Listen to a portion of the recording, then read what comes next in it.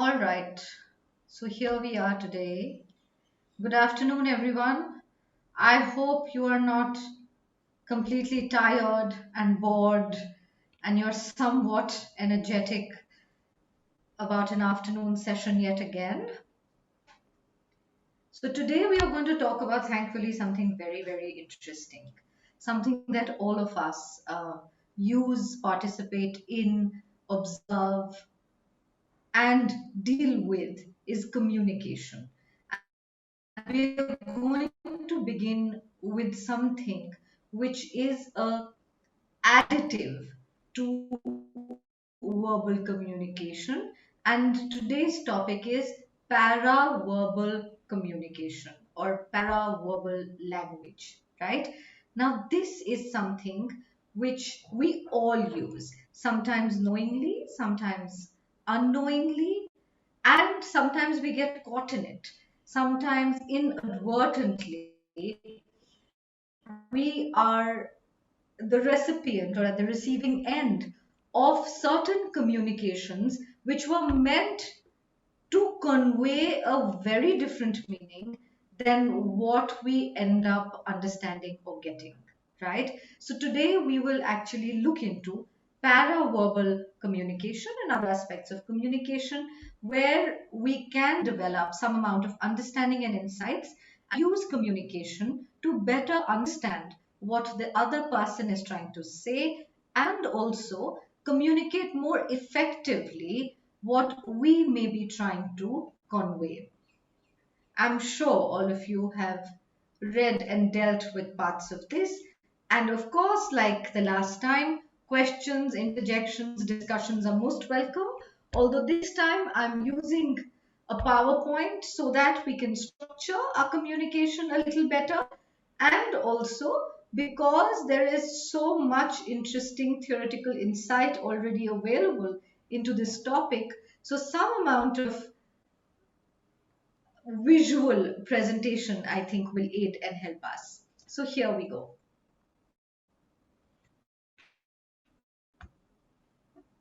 So the first task for us is to define what is communication. So communication, as we all know, is intended to relay a message from person A to person B, sometimes from person A to a very large audience, and sometimes vice versa, from a very large audience to person A. Sometimes communication is individual directed. That means you are talking, communicating with one person. Sometimes communication is a specific group directed, like right now, where I am in conversation with a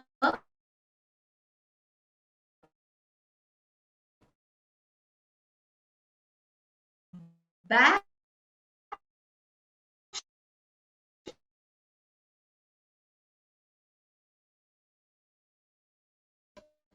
of teachers who have joined this session and head advertising, or when the prime minister is addressing the nation. It's a large heterogeneous group that is being addressed, right?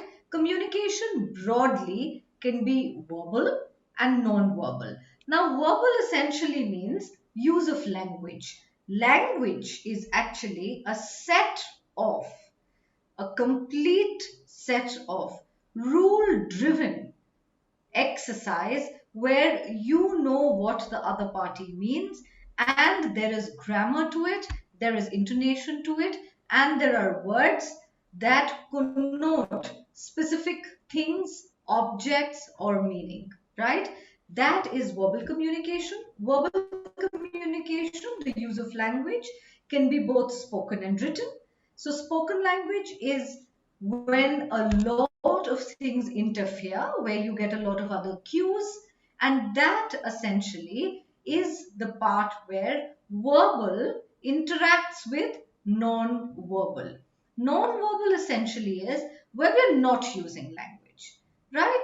The no use of language does not mean that we can't use non-verbal with verbal. In fact, most of verbal communication is understood via non-verbal cues, right? So nonverbal essentially in isolation means all communication that is using other cues, other mediums than language. So it actually has body language and paralanguage. Body language in itself is a really, really vast category. Body language means no use of words, no use of a set designated linguistic approach, but on the contrary, we are using various parts of our body. So let's begin right from the top. It's the facial expressions, right? How we use our face.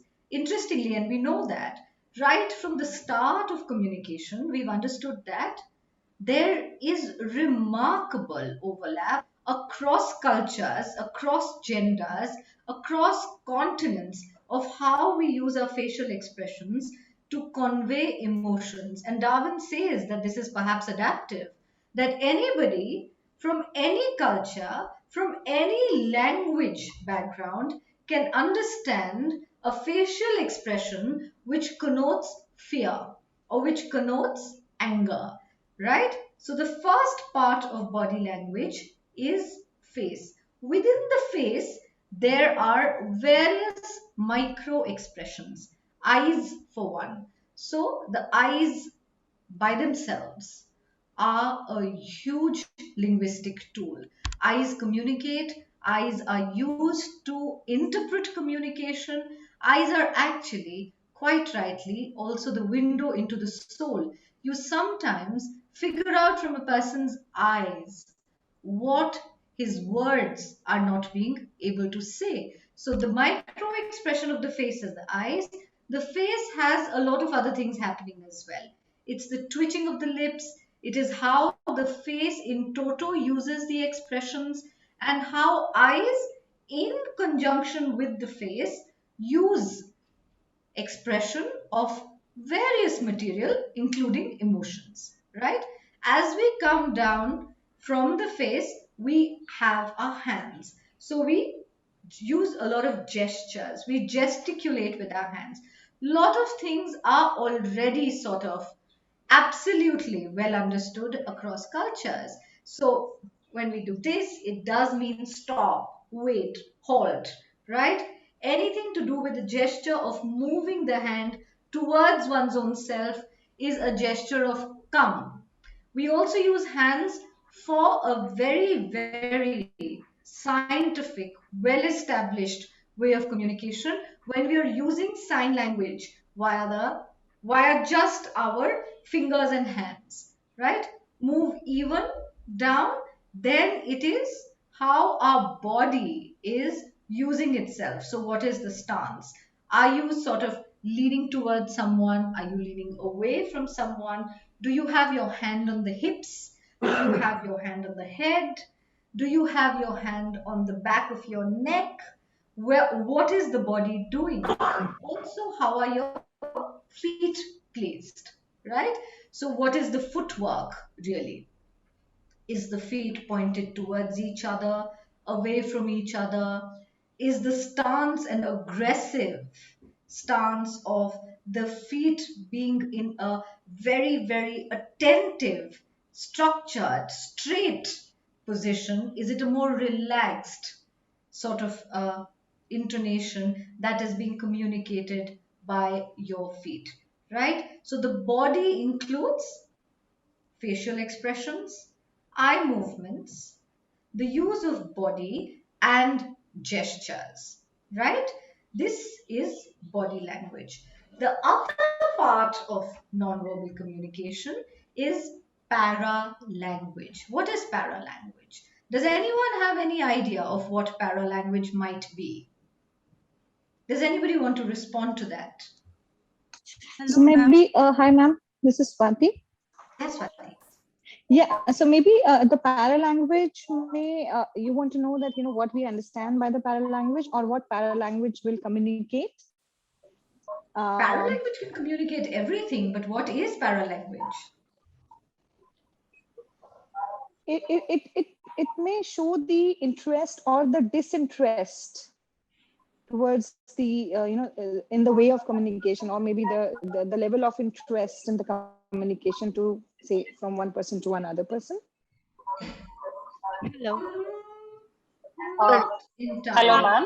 ma'am. I would like to say something. Hello, ma'am. That Hello, is Yeah, Sahana. this is Sahana. Yes, Yeah, Sahana, Sahana. ma'am. Is it that paralanguage is what we say and how we say? Very close, Sahana. ma'am. Right? And Hello, what ma'am. Sushmita is writing in the chat Hmm? box. Yes, Very close, ma'am. both of you. किसका Hello, ma'am. This is Drishti. Ma'am, are you able to hear me? Yes, Drishti, go on. So, ma'am, is paralanguage the fluctuations that we use in our voice? No, the pitch that we use, like are we shouting, are we talking aggressively, so that will communicate?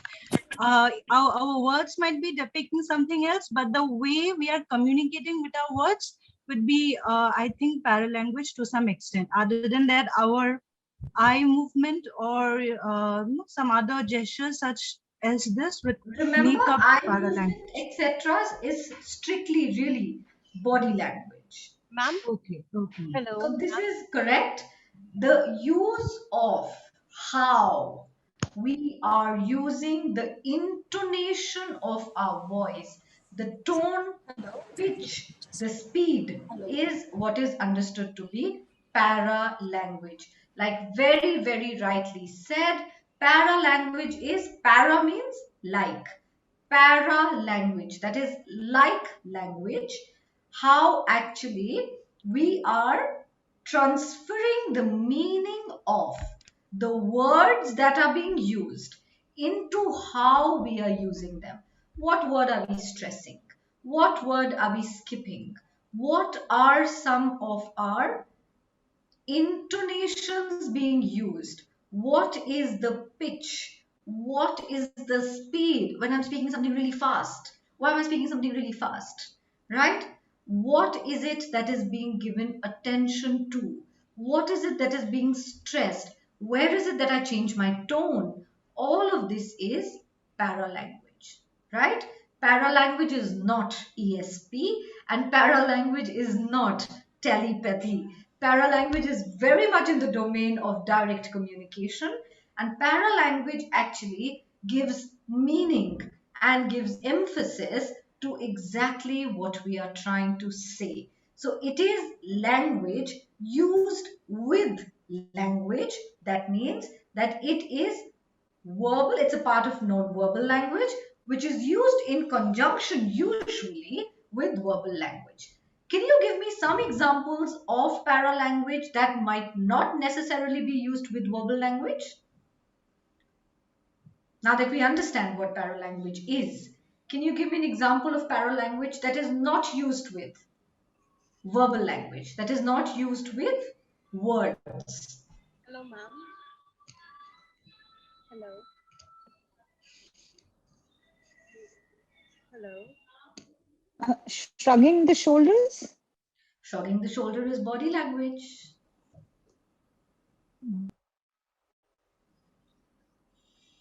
This is body language. This is body language. This is body language. This is body language. But paralanguage that is not used with verbal language. Correct. All words that are used as hmm, mm-hmm, mm-hmm, and also grunts and shrieks. All of those are examples of paralanguage, right? This is when we are not using language, but we all know what it means, right? This is also para language. All right. So now let us kind of try and see that what are the various elements of communication. So whenever we are communicating, there is a sender and a receiver. So these are people involved in communication, or these are who is the communication intended to, right? So there is the sender and the receiver.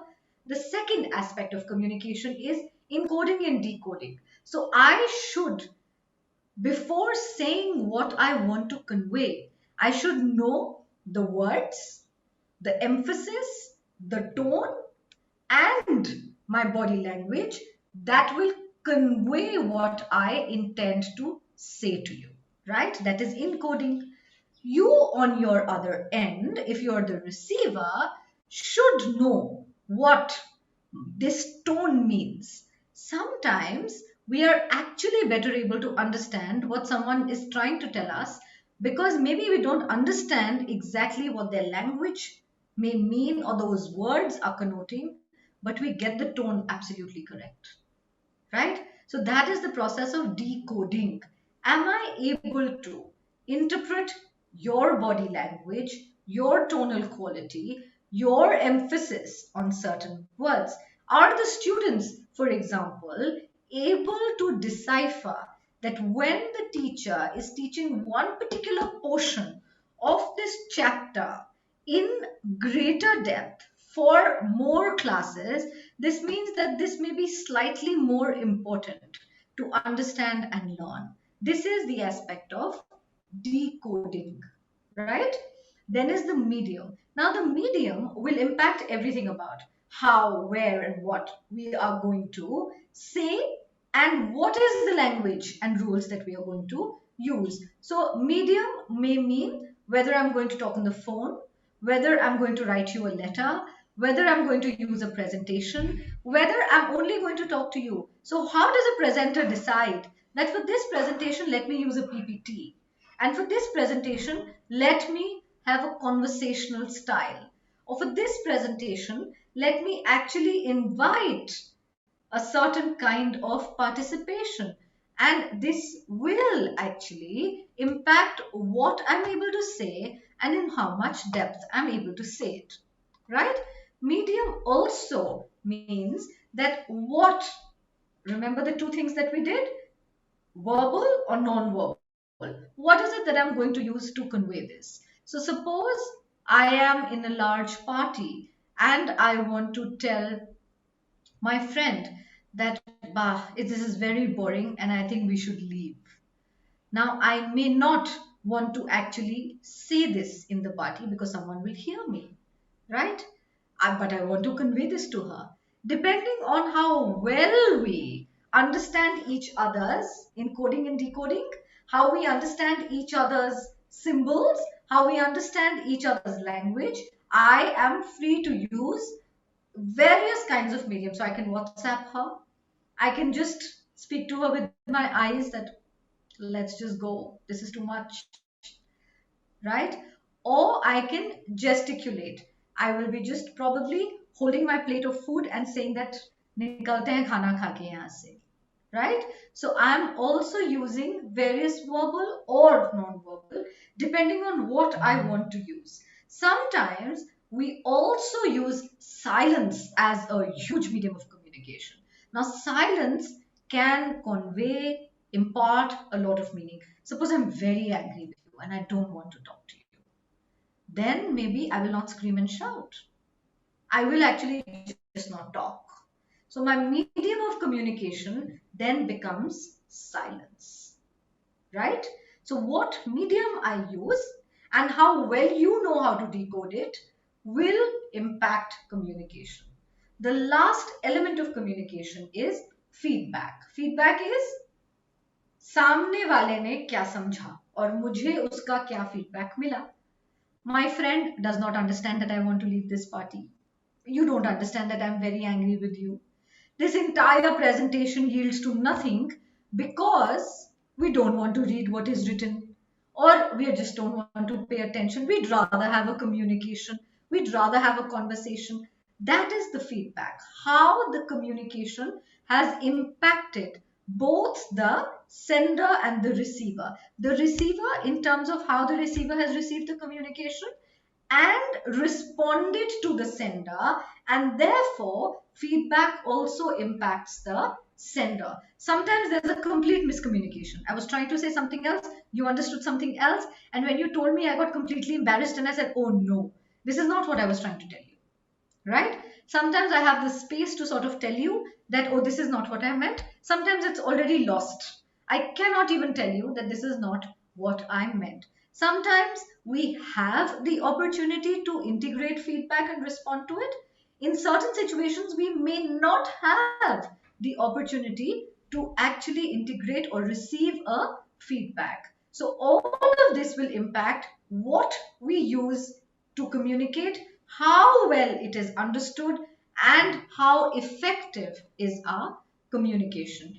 Right up till here, are there any things that you want to say, point out, discuss, or just share? Hello, ma'am. Ma'am, there are two words that we come across while discussing communication. So one is the medium, and there's another word, channel. So, ma'am, are they two different, like medium and Essentially, channel? technically they are different. Medium usually refers to how you are using verbal and non-verbal, right? Channel, on the other hand, refers to what is transferring information from one point to the other. So there is a technical difference in channel and medium. Are there any other questions? I think Thank this you. will also make it slightly clear. Okay, thank you.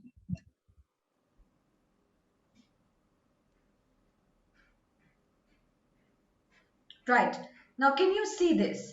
So there is a message, there is encoding, there's a coding pattern, right? Which this person and this person have same. So they will also understand what is being said. Okay. So it is decoded correctly. Then there might be an encoding. And what if this coding pattern is different? You are trying to say something, but this person understands it as something else, right? This may actually lead to a different coding and decoding pattern, may lead to miscommunication, right? And we know that we have lots of matter coming via communication to us.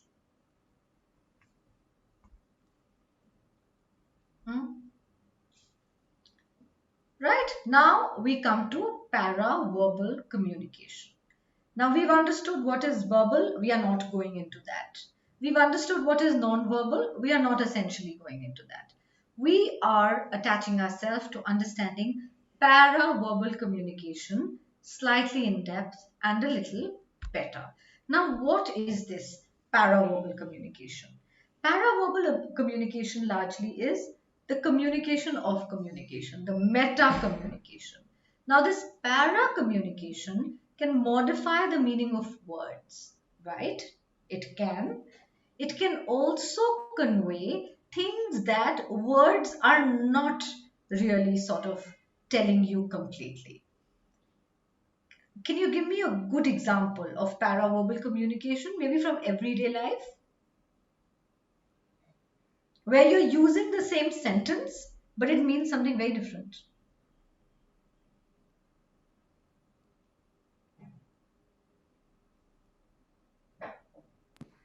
Maybe what are you doing and what are you doing? Yeah, so you've changed the tone.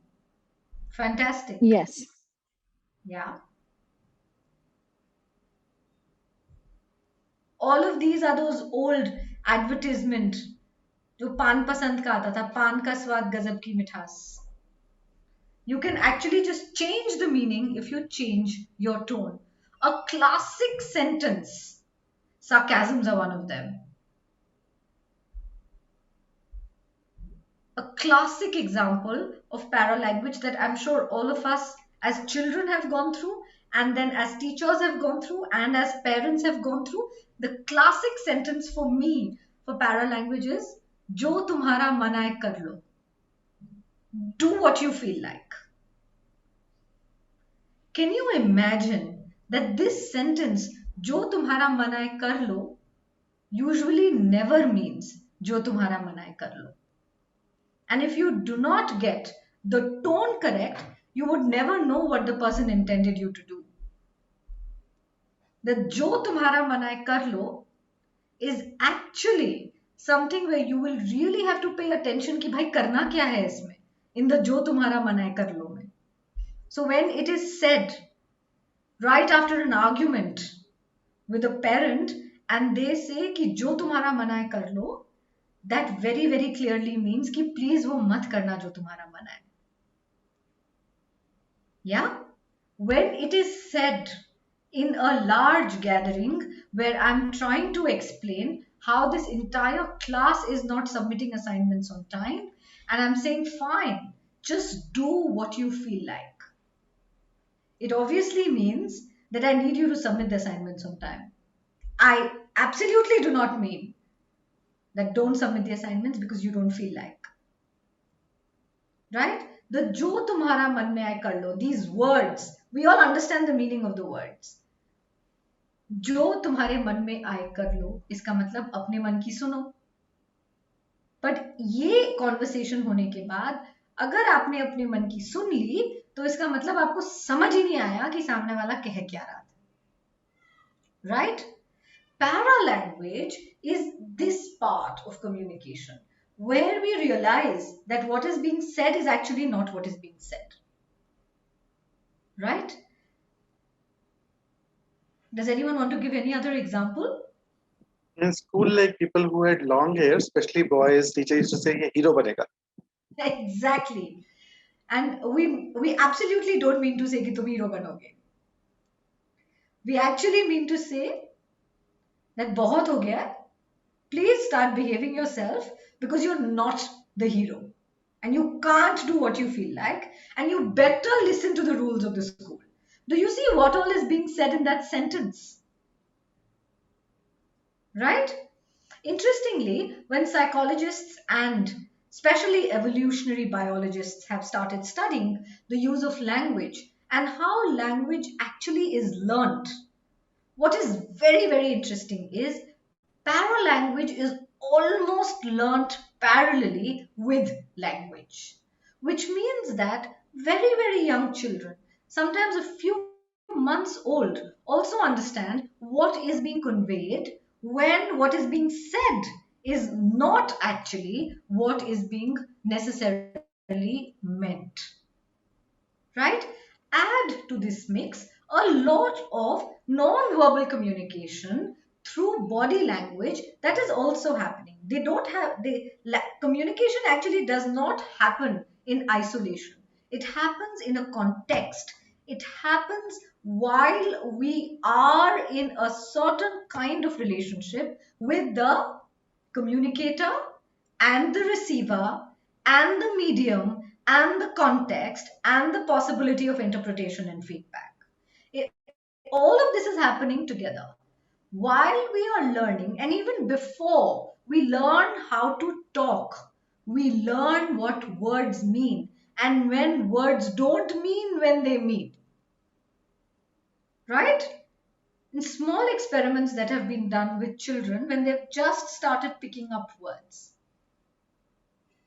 So, how a child understands a joke. In a beautiful experiment that was done, 8 months old children were told when their father came back from office, or when their father came back from work, or when their mother came back from work, they picked up the child and they told them that हम खेल के आए हैं. We have come back from a game. And those children almost understood that this is a joke and laughed. As the child grows up and becomes 1 year or 2 years, right? Here we are already sort of playing a little bit of paralanguage with the child. Sometimes we tell the child कि मैं तो school से आई हूं अभी अभी. We are preparing the child to go to school, and the child quickly comes and tells you back कि हाँ हाँ मैं भी तो ऑफिस से आया हूं अभी अभी. The child is understanding already that the words are not what they are meaning to say. Right? Each time that we learn language, along with it, literally with it, we learn non-verbal language. Within it, we also start understanding paralanguage. Sometimes when you're going to tell a very small child, nahi beta, and if you're going to scream the same thing and say nahi beta, the child is going to cry. These two, both of them said nahi beta, but the way the nahi beta was said has conveyed a certain kind of anger, a certain disapproval, or a small warning, and the child understands it, right? So we understand paralanguage and we start internalizing paralanguage very, very early on. Very, very early on, almost with language, right? Now, this is where paralanguage was used for the first time. As late as 1958, the coinage is as late, but of course, we know that paralanguage has been used and understood much, much earlier, right? In analyzing a communication, one must, to cover all the data, include material in the area of paralanguage and the kinesics as well as in language. So kinesics is body language. What are hands, face, body doing while certain things are being spoken?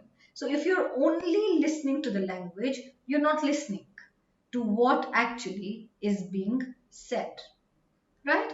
While we are training to be clinical psychologists or while we are training to be psychologists, a lot of emphasis is placed on listening to paralanguage, to really paying attention that while a person was talking about a trauma, where did the tone change? Where did the person actually start looking elsewhere? Where did the eye contact shift? Where did the eye start flickering? Where did the gaze go downwards? What happens? And the better you are able to pick up these cues, the better you are able to understand what is being said.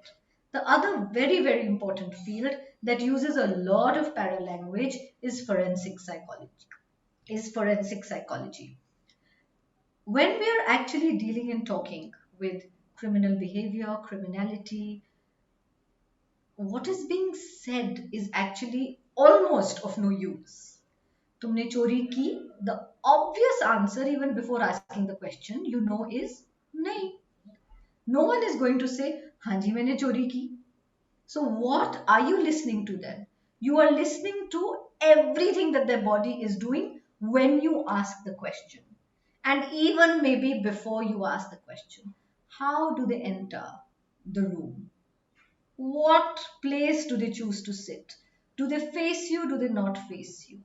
Do they actually look into your eye? They avert their gaze. Do they use full sentences or half sentences or semi sentences or yes and no? Right?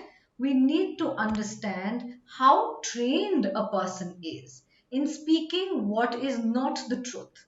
To know that, well, I don't know what the truth is, but well, what is being said is definitely not the truth. So, paralanguage actually opens up a full dimension of human interaction and behavior, which is quite antithetical and sometimes the exact opposite of what words are trying to convey.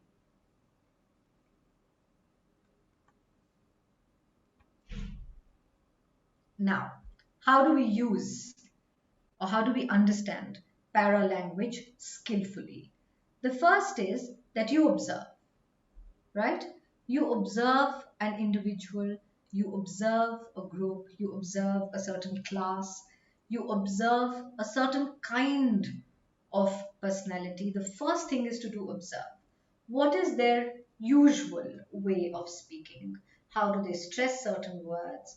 Where are they changing their tone? What is sort of being emphasized more? When the topic changes, when the question changes, where is the tone, the intonation, the stress changing, right? When we are actually listening carefully, we are listening to much more than words. We are listening to tone, volume, intonation change, and how each of these are changing. The first aspect is to observe really carefully how what is being said, right? The second is incongruency. Now, this is something which is both interesting and Very, very astute, right? Now, this incongruency actually means that there is a certain leakage between micro expressions and what you are saying. Now, what is this leakage? Does anyone know what is this leakage? Has anyone felt it, heard it, or understood this kind of leakage before? Can anyone give me a good example of this leakage between what my words are saying versus what my expressions are saying?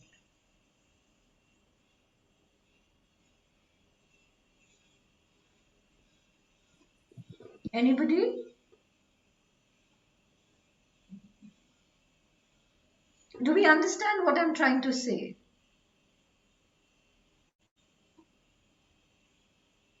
Do we know what leakage could mean? Let me sort of try and explain this again.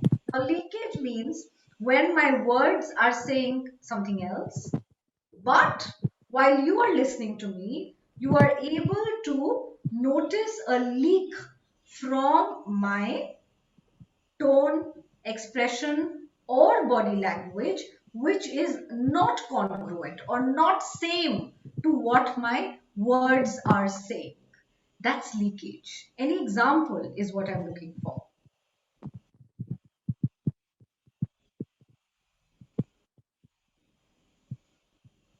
Lokesh ji, are you trying to say something?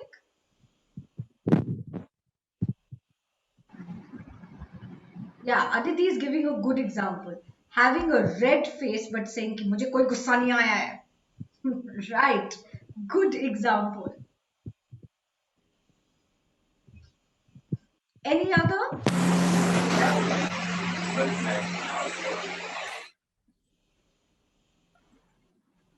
Like saying that, yeah, I will come, but I will not. It is saying that, yeah, that she'll not come, but I'll say, yeah, I'm coming. Something like Yeah. that. Right. Ma'am, saying that, like I'm not really hungry, but at the same time, if my friend is having some food, I'm continuously looking at her plate. But I'm saying that, oh no, I'm on a diet, I'm not मुझे hungry at बिल्कुल all. भूख नहीं लगी. Yes, exactly. Thank Yeah. you. Yes. Yeah. So did not like the food but appreciating for the sake of courtesy. Now where is the leakage here? Mother is saying, Utpal ji, lovingly, mother is there, but यहाँ पे it doesn't leakage कहाँ है? कैसे पता पड़ा आपको कि उनको आपका बनाया हुआ खाना पसंद नहीं आया?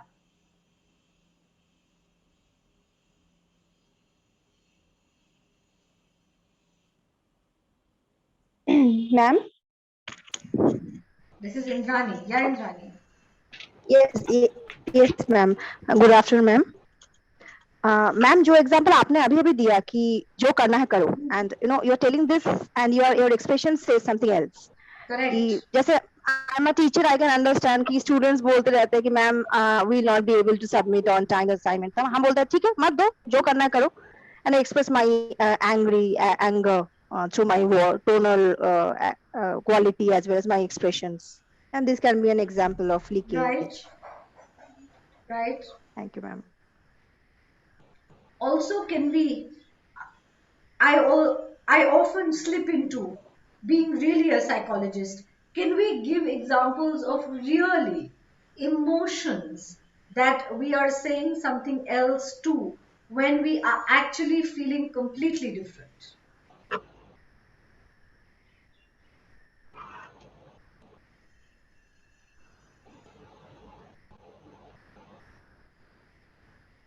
Yeah, well, all of these are good leakages.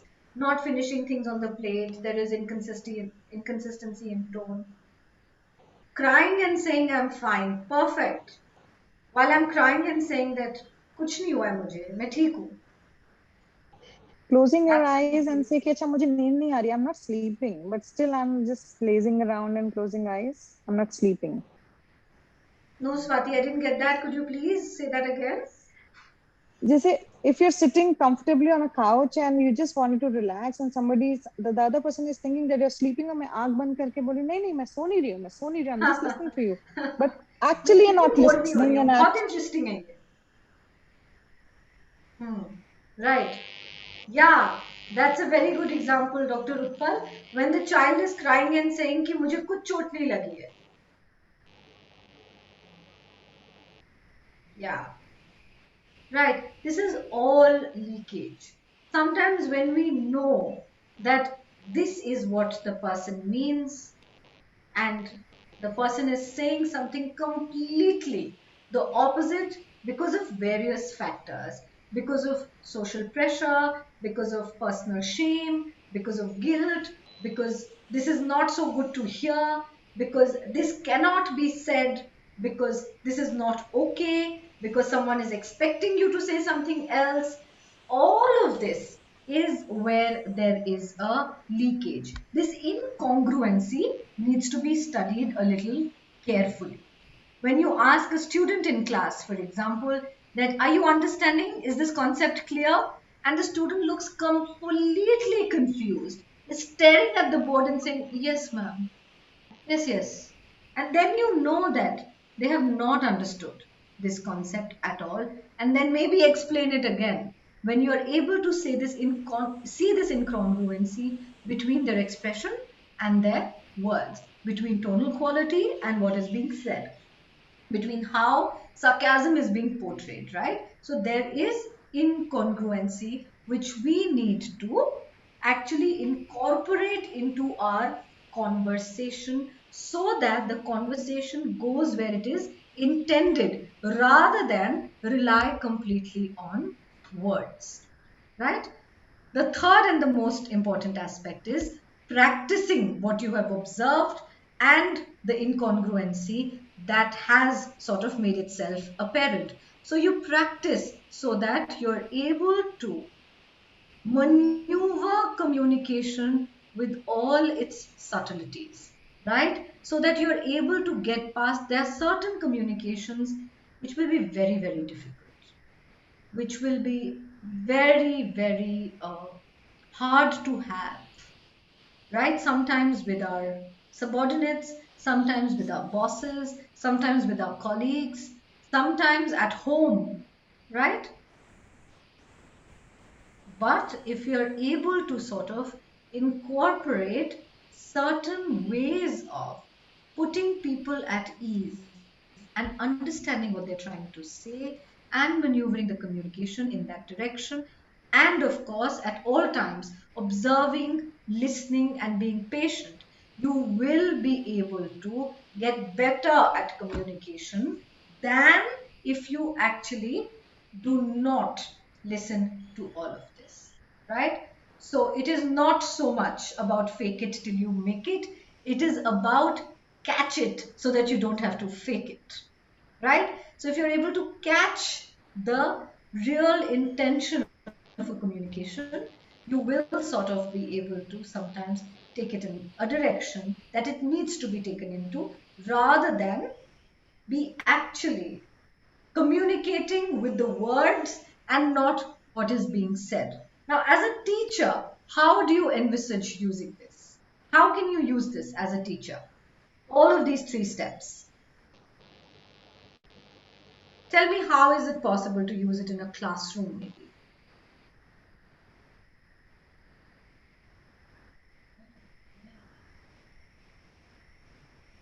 Any idea? Can we use it with individual students? Yeah, absolutely, Piyush, to highlight a point where you put more emphasis on it. And we do know that a teacher who's talking every word correct, who's talking absolutely from the book, who knows every point in the book, is not necessarily being effective in the classroom. The communication is not on point. Something is happening between what is being said and what is being understood and what is being reproduced, that it is all going haywire.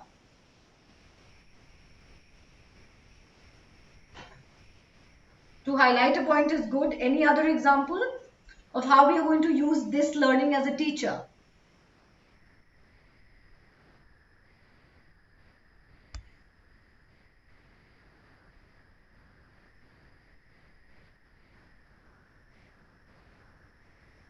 No?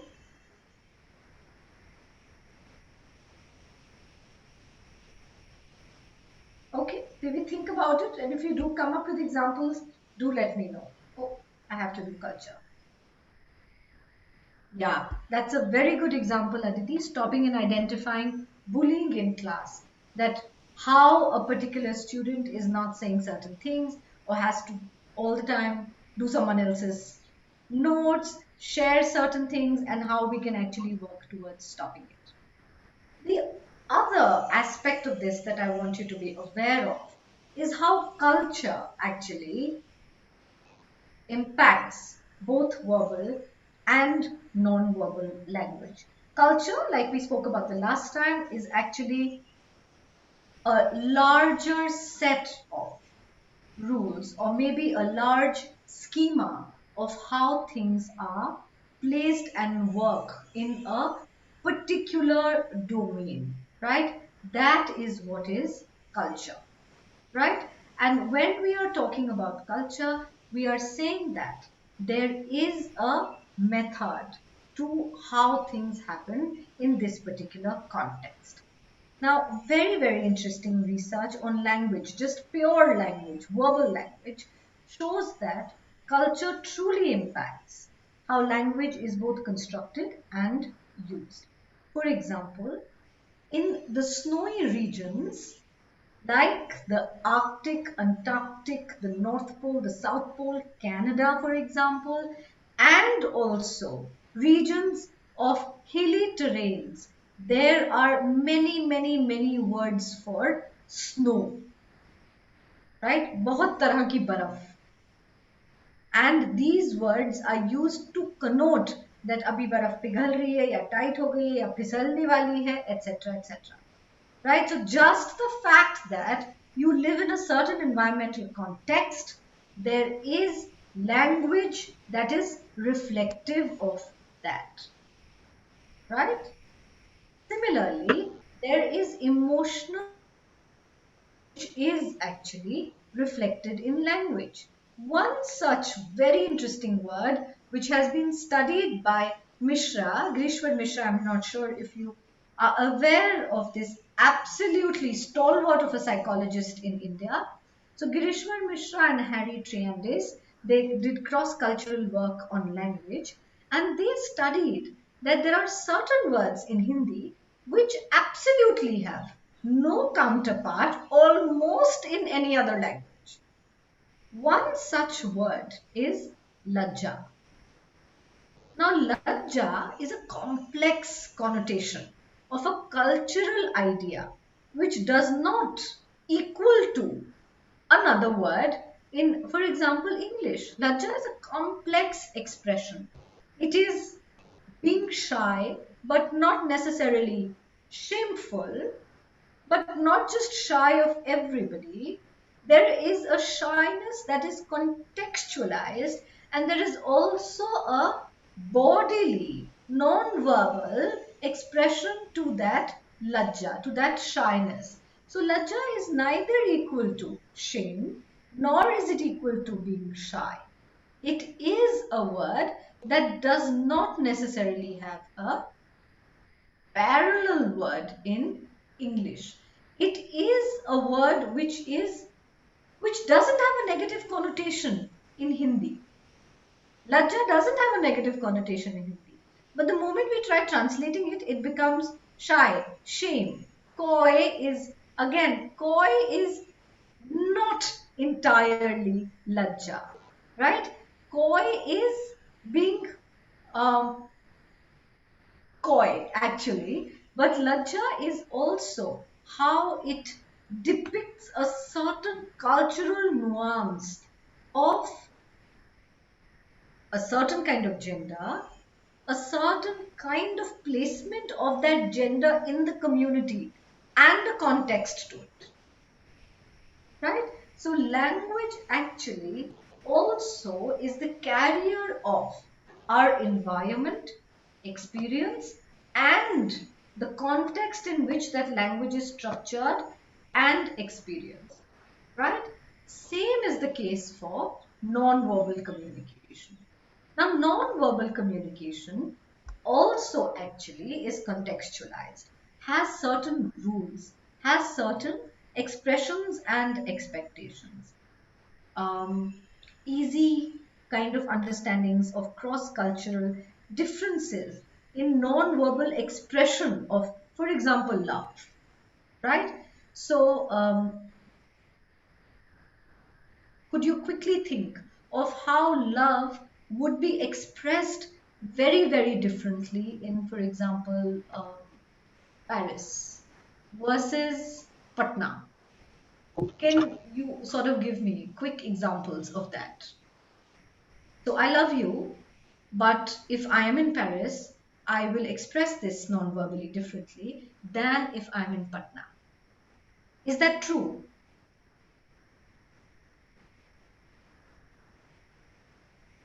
Explicit and implicit? Of course. Also, what do I really do with my hands, face, eyes will be very different from one culture to another, right?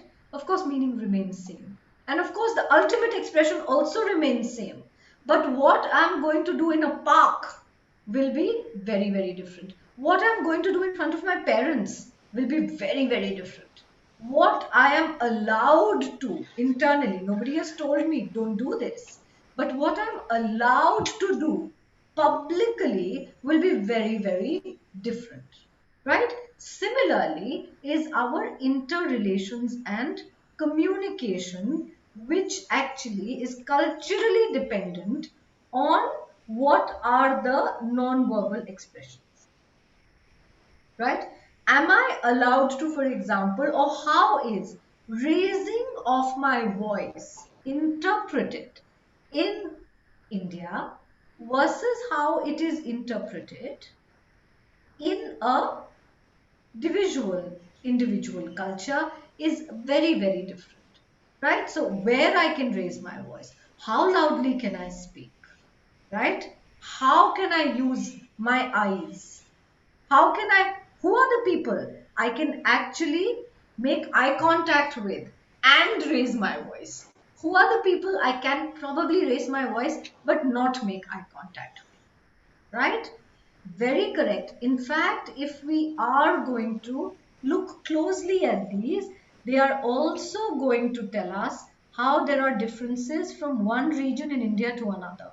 Also, how there are differences in rural and urban.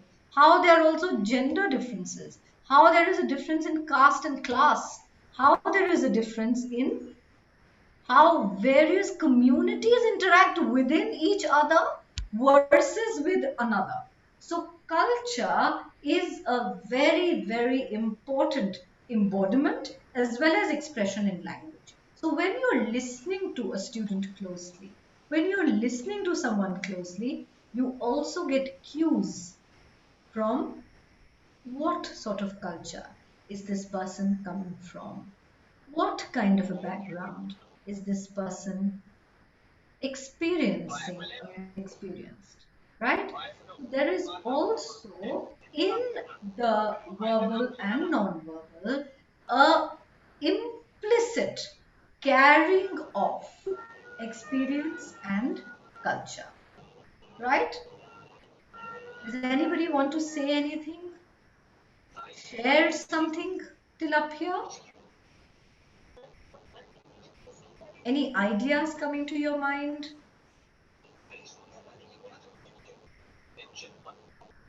Any research questions?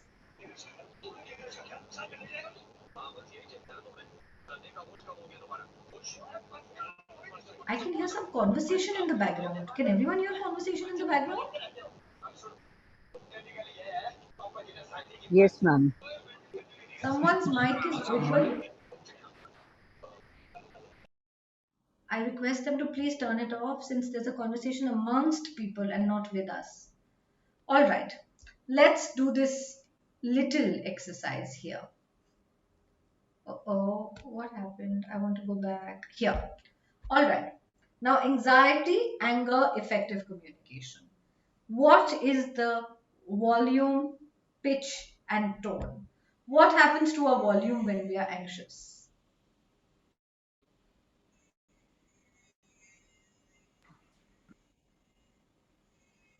The volume goes high.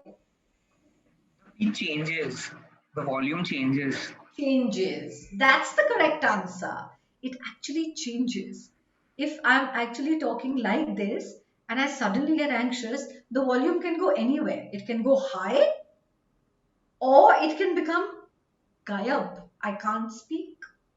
I suddenly feel tongue tied, right? I feel that my volume dips. Not necessarily always high. It can go high or low. What happens in anger? Does the volume go high or low? It generally goes high. Usually high, but as Aditi is correctly saying, it also depends on the person. Yeah, sometimes जब बहुत गुस्सा आता है ना, तब monotonous आवाज हो जाती है, ना high जाती है ना low जाती है. It becomes monotonous. No change. कर लो जो करना है. No change. मैं कोई नहीं चिल्ला रही तुम पर. No change. Right? Sometimes volume goes off completely. There is stoic silence. जो मर्जी बोलते रहो, I will look outside. बोलते रहो. This is anger, right? Volume will in anger, usually the expression of anger, the volume will go high. But also there are times when the volume will actually completely go away, or it will actually become monotonous. But in anger, volume does not go low. We know that anger में लोग धीरे बात नहीं करते, या तो monotonously बात करते हैं, या जोर से बात करते हैं, या बात ही नहीं करते हैं. पर धीरे तो कोई बात नहीं करता गुस्से में. Yeah. And when we are trying to be effective in a lecture, as a teacher, in communication, what do you think our volume should be? It should moderate, like sometimes high, sometimes low. Like one should modulate their volumes so as to. So the volume should be moderate. Now, what does this word moderate means? It actually means that neither should it be too high that it actually jars the person you're speaking to, nor should it be so low that the person can't hear you. So you should not be talking like, अब मैं कुछ बोल रही हूं, but if you can't hear me, then it's me equal to saying nothing. And then after that I say कि समझ आ गया आपको सब कुछ, but नहीं समझ में आया, right? So we know that the volume for an effective class, for an effective conversation, needs to be kept moderate. When I'm trying to make a point, my volume should not go very high. Nobody will listen to me.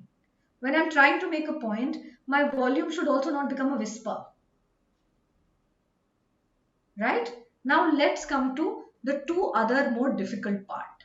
What happens to tone? Anxiety. Tone hoti kya hai? What is tone? Does anyone know what is tone?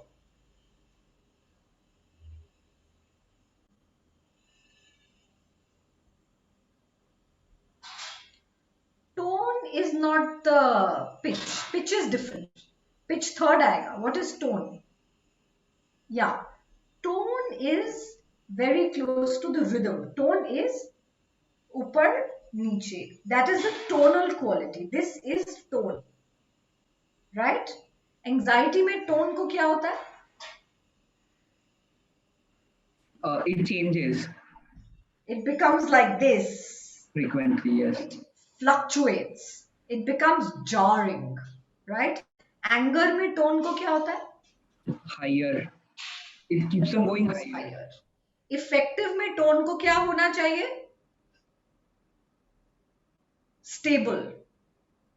Right? I should be able to use intonations. I should be able to use my tone to create stress on certain words, take away stress from certain others, put emphasis on certain words and not be monotonous. That means that when I'm delivering a good lecture, when I'm talking to my students, when I'm doing a conversation which is even emotional, I cannot be talking like, आपको तो पता ही है कि मैं क्या बोलना चाहती हूँ और मैं जो बोल रही हूँ वो आप सब समझ रहे हैं. If I keep speaking like this, people will sleep after some time. This is monotonous. I cannot have either a public conversation or a personal conversation if I am being monotonous. Monotone, no change. Now let's come to pitch. What is pitch? Pitch is pitch. Pitch, pitch. This is pitch. The pitch can be high, which means closer to a shriek, and the pitch can be low, which can be closer to a baritone, right? That's pitch, right? Now, what happens in anxiety? The pitch goes high or low? Fluctuates. Usually high. Usually high. When we are anxious, the voice becomes slightly shriek. There is a shriekness to the voice, right? In anger, the pitch can actually come very low. It becomes heavier. It becomes more baritone. Yeah, but Yes. there is a point in anger where pitch becomes very high also. When people start screaming बहुत जोर से कि कुछ सुनाई नहीं देता है. It's so high. For effective communication, the pitch needs to be pleasant. Now, what's a pleasant pitch? A pleasant pitch is which doesn't jar my ear.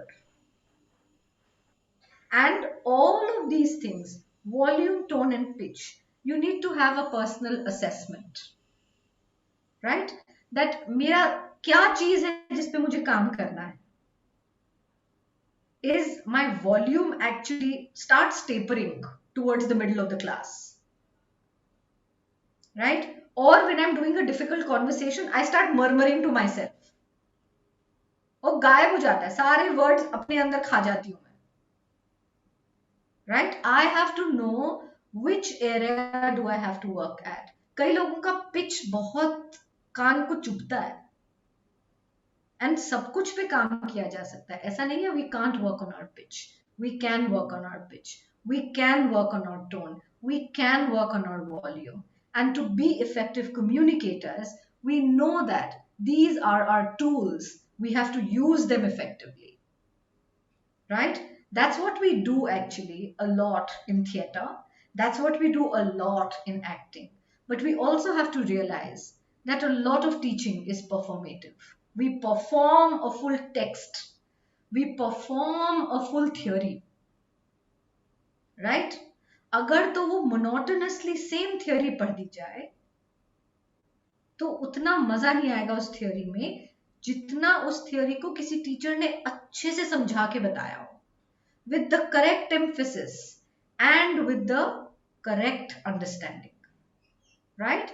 Speakers who understand tone and pitch are always better speakers. They are always speakers who are able to speak to you, who are able to sort of get to you, who are able to capture your attention, who are able to narrate effectively what's happening in class, who are sometimes, just while they're saying something, also catch you unaware and say, ki, hey, so raha tha kya? Yeah, we've had some excellent teachers who are completely performing a statistical question and suddenly they will throw a chalk and say, ki, "Ud jao." Right? That is also something where the teacher is constantly aware of where the class is going.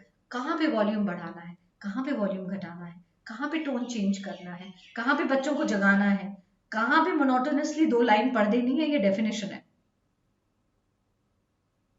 Right? So we have to be aware that what is it that we have to work on ourselves for effective communication. My volume in class cannot be the same as my volume in a seminar. Also, my volume in a class in a seminar cannot be same as the volume on the dining table, right?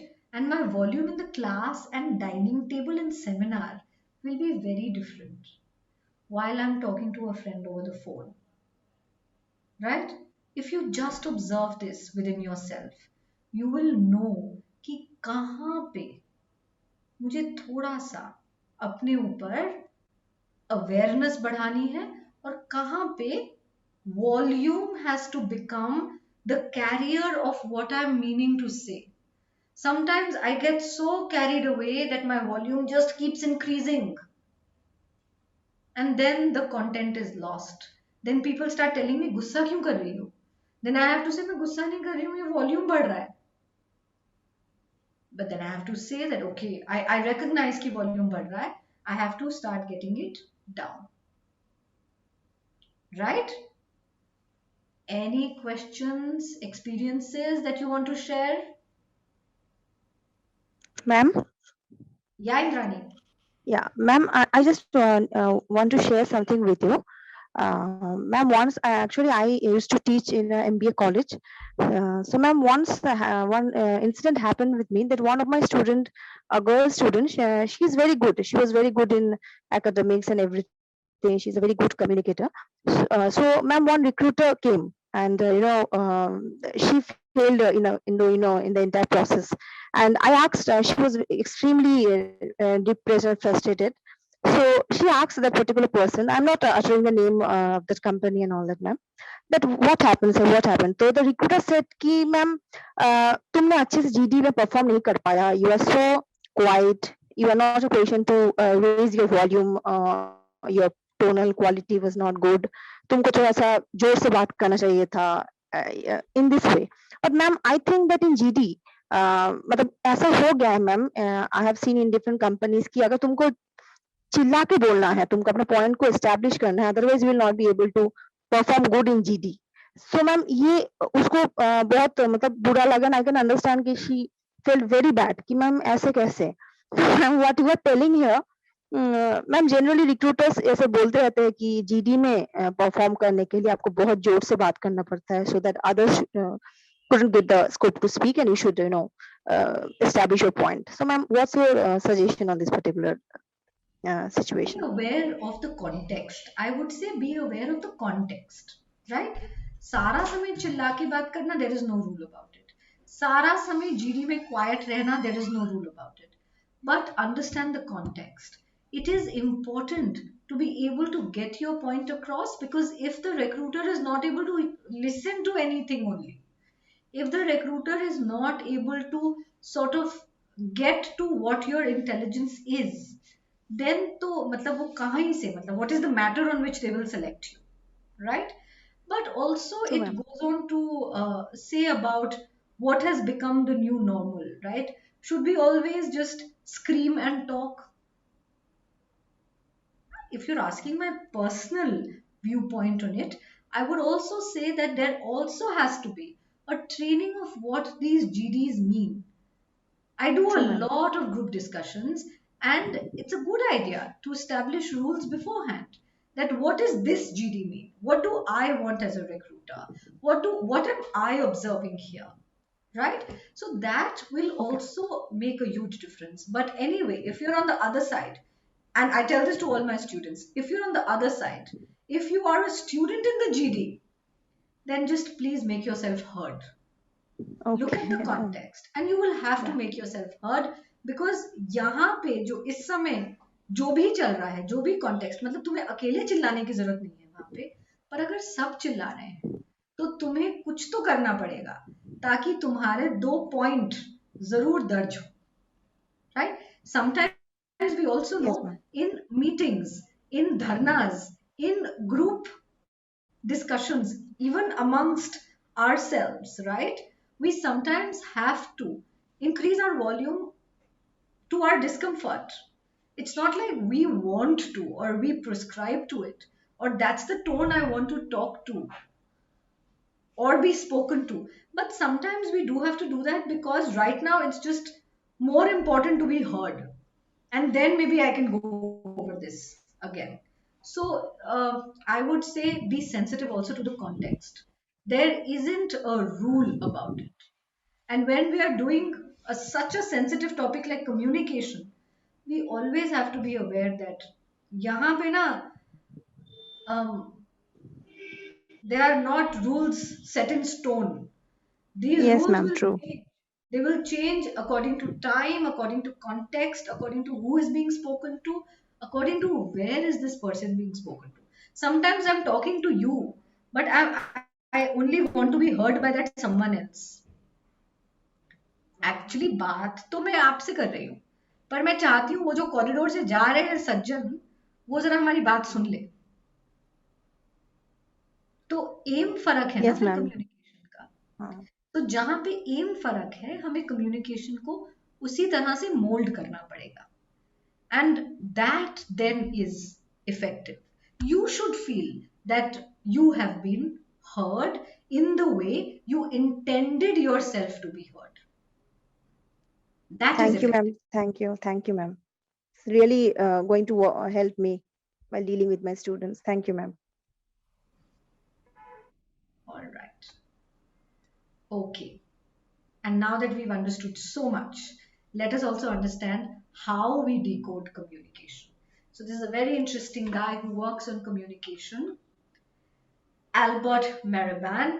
Now, he did a lot of research, and this is years of research that he did. And he came to understand that when we are understanding communication, only 7% is spoken words. 7%. 7% is not even 10%. It is just that small. Spoken word is that small. 7%. Body language is more than 50%. What is it that you're doing with your body? Right? And paralanguage, tone, intonation, expression is actually 38%. Yeah? I have actually written facial expressions here as 55% only for the context of this particular presentation, because we can't see anything other than each other's faces, right? So all our body language is structured and only limited to our face right now. And you know how much we are losing out as teachers. We cannot, at best, we can see our students' faces. At best, if they decide to switch on their video cameras. Usually, we can't even see that. Right? So, we are actually limiting the scope of body language only to the face. And of course, there is a lot of loss of communication. When you only can see one aspect of the entire body, you have lost a lot of communication. बहुत सारा communication खो जाता है. Online लोगों से बात करके उतना मजा क्यों नहीं आता जितना मिल के आता है. रोज चाहे ऑनलाइन बात कर लो, देख भी लो, वो घर भी घुमा दे, किचन में भी ले जाए, बट वो मजा तसल्ली नहीं होती. Why? Because उतना सारा कम हो गया, उतना सारा communication कम हो गया. We've taken away from the communication, right? This is, Ashish, an example of leakage. It's easy to control words, but body doesn't agree. This is leakage. When I'm telling you that I want to go, but I'm leaning towards you, where everything about me is saying, I don't want to go. बहुत देर हो गई, अब मैं जाती हूँ. But nothing about my expression is saying कि मेरा कोई जाने वाने का मन है. That's leakage. Yeah? All right. Just before we I want to take you to a complete different area. Can we use paralanguage in text and media? Is it possible? Can paralanguage be used in an email, on a hoarding? Yeah, madam, there are few tones considered very, I will say, not acceptable in email, especially capitals, directly putting a name like instead of hi or dear, we just point the name on the top, put some colors on that, red color, highlight it. So there are norms which differs organization to organization, but more or less capital is considered as shouting, directly putting name is considered harsh, and naming somebody instead of the process pointing towards people is also considered very different. Very correct. Very correct. What about other organizational things like ceasing everybody, replying to all? All of this is also para communication. Sometimes we can take offense कि ये mail सबको भेजने की क्या जरूरत थी, right? Sometimes people want that you should reply to all when you're saying that, oh, Mr. Ganguly, you did a very good work. And you will feel so sad that ये mail सबको क्यों नहीं लिखी? And then you will add all the entire faculty and say, thank you, sir. This is all paralanguage, right? When we are using paralanguage to our advantage in mediated conversation. And it is important for me to bring it up, especially in today's context, because right now, paralanguage is being used so much more in mediated conversation rather than in actual physical conversation where we are not meeting people, but paralanguage is still being used and quite effectively, where we get the tone of communication through how an email is written, to whether सबको भेजी है कि नहीं भेजी है, whether किस किस को भेजी है, and मैं किस किस को जवाब दूंगा, whether the last word in the communication says that reply fast or reply immediately or send data by return mail. All of this, right, is saying much more than what is being said. The tone of the email, the tone of how what is being communicated.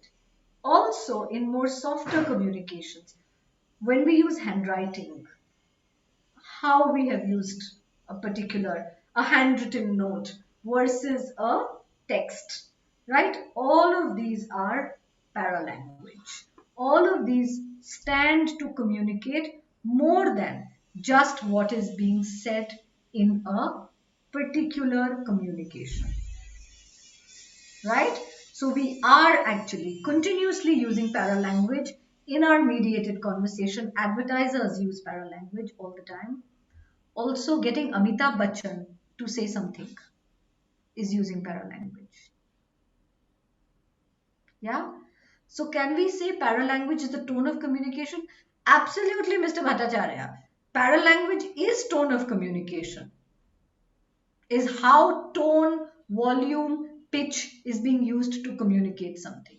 Sometimes there's just a basic letter written from the head of the department to everyone, but you feel that, my God, what an aggressive letter.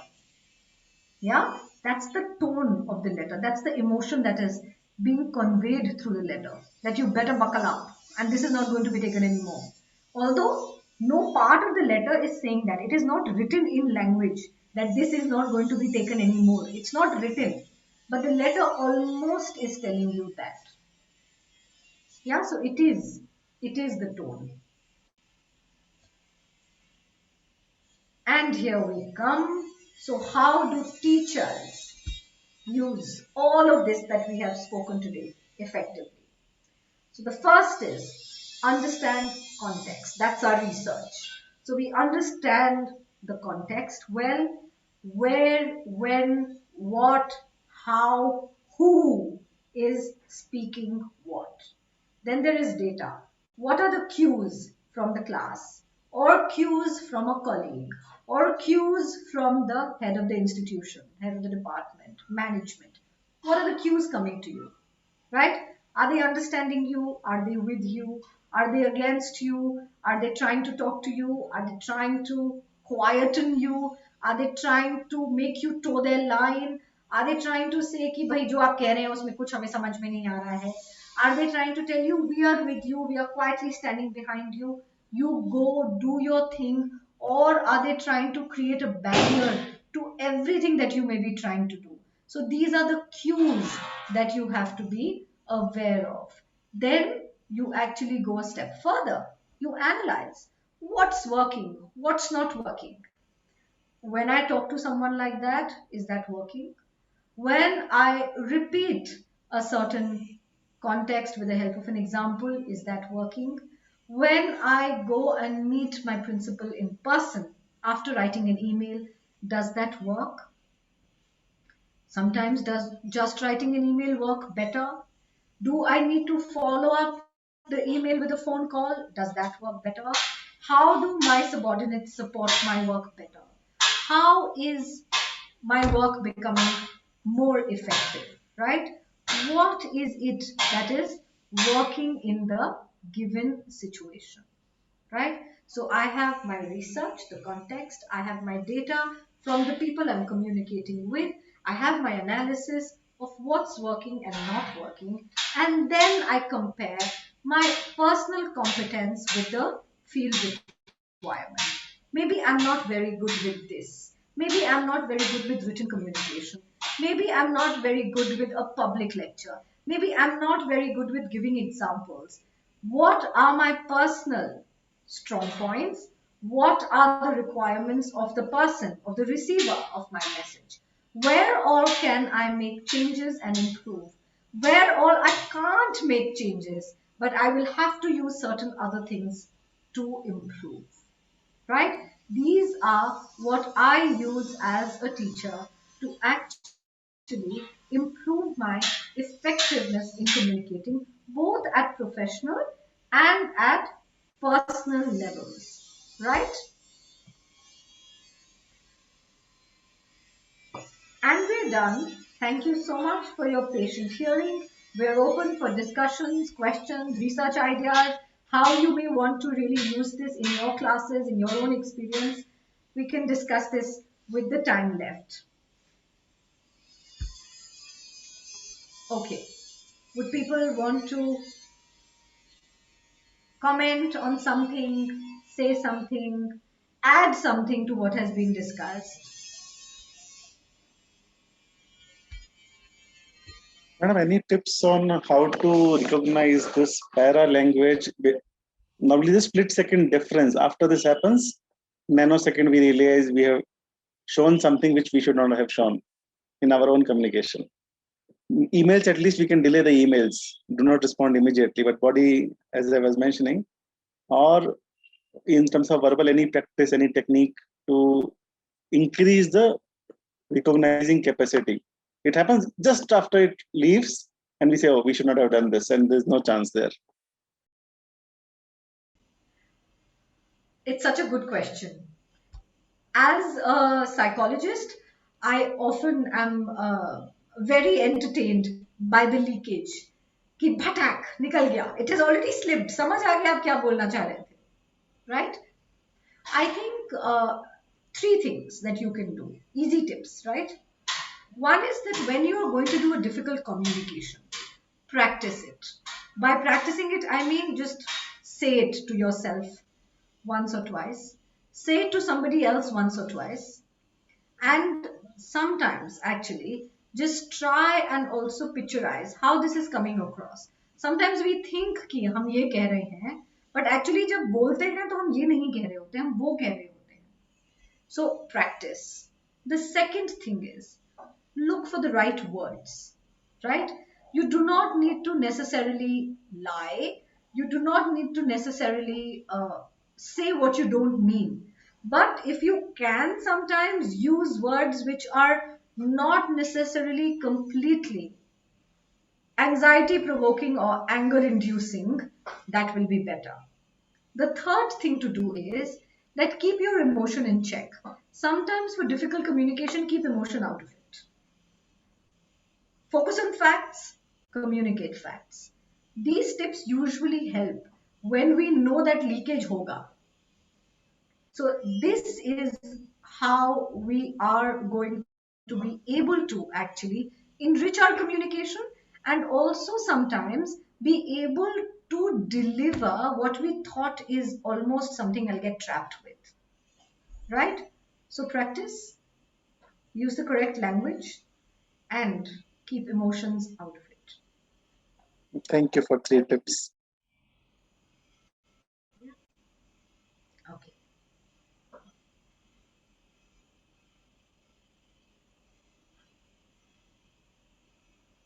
Ah, how can how can you can all you're all please free to contact me. I'm leaving my email address.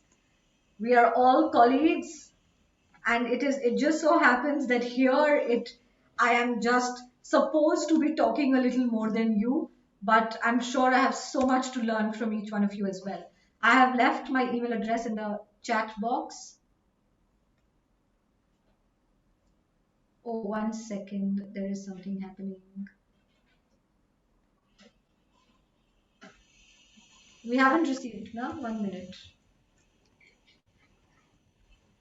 Okay, sent my email. I hope everyone's received it. Please feel free to contact me. I am good with email. I usually reply in about 3 days.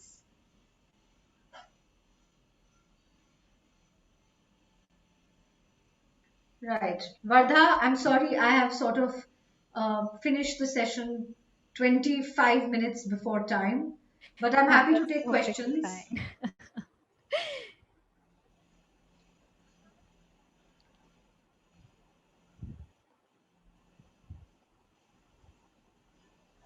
So there are no questions.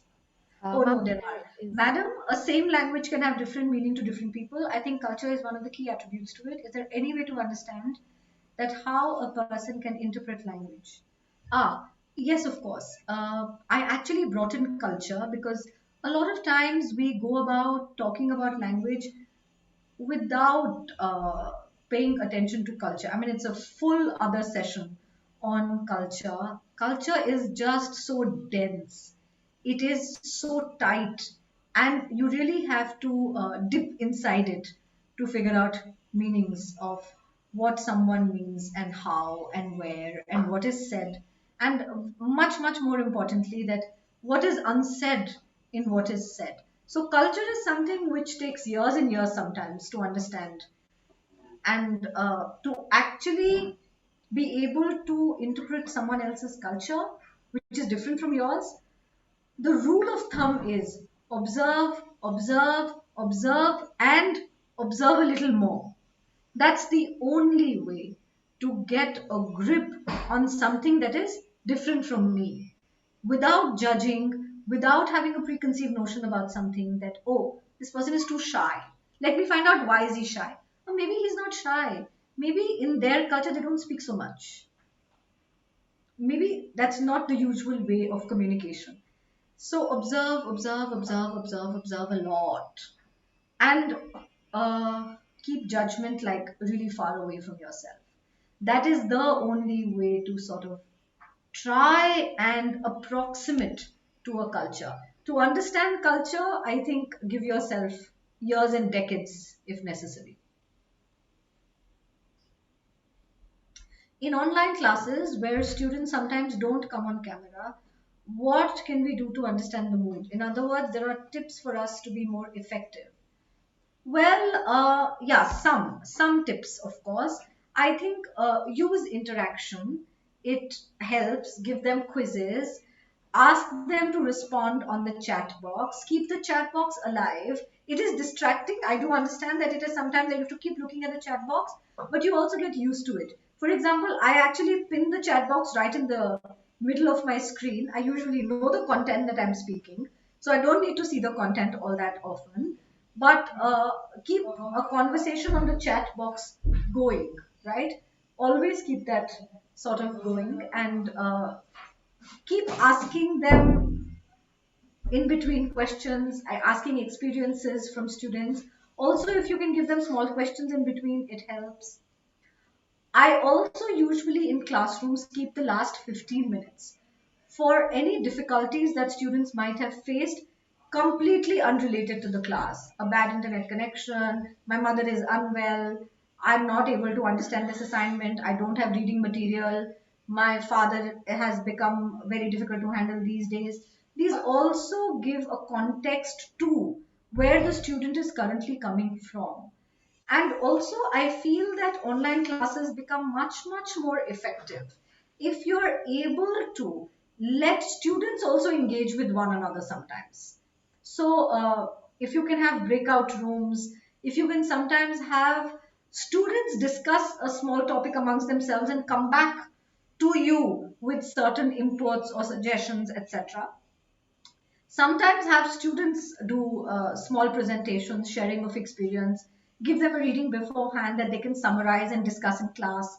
Also, what really works, and now if it's almost been 2 years since we've been teaching online, what really works is also change your pedagogy often enough in class. Don't keep all the classes lecture mode. Don't keep all the classes conversational. Don't keep all the classes the same kind. So it really helps. So that is something that is good and fun. And of course, you can please, everyone can start giving tips. All of you have been teaching online, and I will also learn some.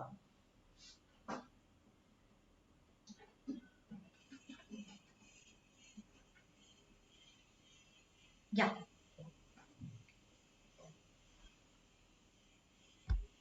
Dr. Arun, I got your email. I'm going to respond to it. Give me another day and I should be back.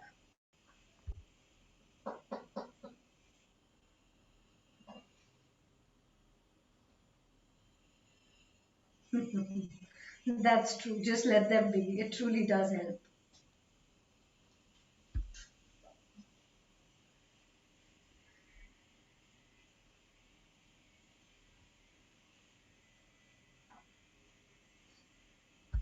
Shall we call it a day? Oh no, ma'am, you know about the service selection board? Yes, yes. Oh yeah. I have also conducted some, and all of these tests are something that we learn and interpret. So we do that as well. Most psychologists will be well versed with all of these. Is there a question regarding these?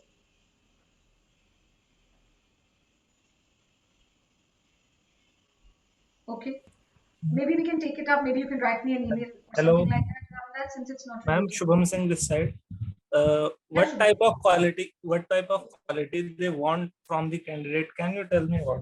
Because oh, what type of qualities they want? See, it really depends on what is the position that they are looking for and what is the organization that is sort of taking this at that point. So they are not stable. Usually they are looking for people who can follow instruction, are good team players, people who understand context, they show empathy, are people who are able to actually relate to other people, are able to not be very aggressive. These are the general categories. But when we are doing particular selections, we do have a particular set that we are sometimes looking at. So sometimes we are looking for leaders, sometimes we are looking for people who are more followers than leaders. ma'am, when we write the story writing, how to write the story when they conduct the picture perception and description discussion test. So I So don't think this is the forum where we can take this up. okay, ma'am. Maybe let's take this up at another point. Okay, thank you, ma'am.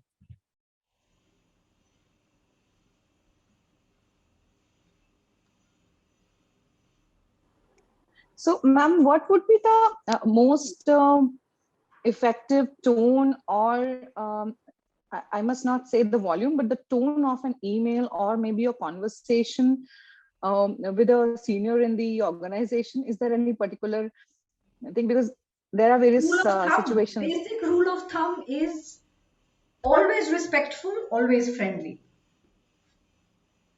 Even if you have to say something really nasty. Yeah. Always Yeah, so respectful. that's what was my question. If at all, if you have to really Yes. give a kind of a Even if you have to say especially something very 360 degree nasty, even if feedback you have to sessions. disagree with them, Yeah, so always even 360 respectful. degrees. Yeah, so even in 360-degree feedback sessions, what we have, though they call it as a 360-degree, but it is not actually, the acceptance is not that much. So I was looking for that kind of a forum. What would be the right way? Because though it is called 360, but it is not. Of course, I mean, we know those things, right? We know the politics of feedback mechanisms as well. Um, But if you have to really put a point across that you think will be taken otherwise by a senior, stick to facts. Stick to how this particular thing did not go very well. And that would be the best. Don't get personal. Don't keep emotions out, like I said. Don't have judgments around it. Stick to facts. And the tone of the fact should be as friendly and respectful as possible, where stating that we asked for the data at this particular time, but we got it like 30 days late. I would just like to bring that to everyone's notice. Thank you so much for all other help during the year. So you have to sort of package it in a way that focuses on a fact, but is also sort of putting your point across. Yeah, thank you. And yeah, totally, Mr. Bhattacharya, the tone is a reflection of people's personalities also. They are not necessarily, people can't do away with themselves. Or they are. If they are generally aggressive people, if they're generally insecure people, if they're generally anxious people, the tone will give it away. It does.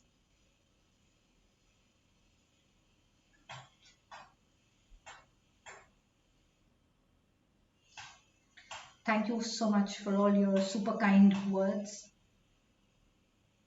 We're learning as we go along.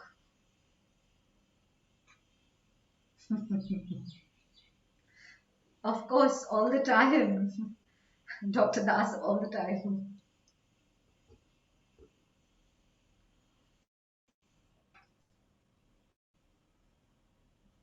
So here there's an example of para language in mediated conversation. Thank you in capital letters.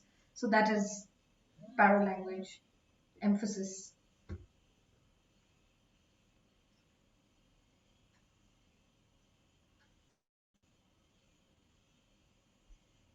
Okay. I believe there are no other questions. We can take one more maybe.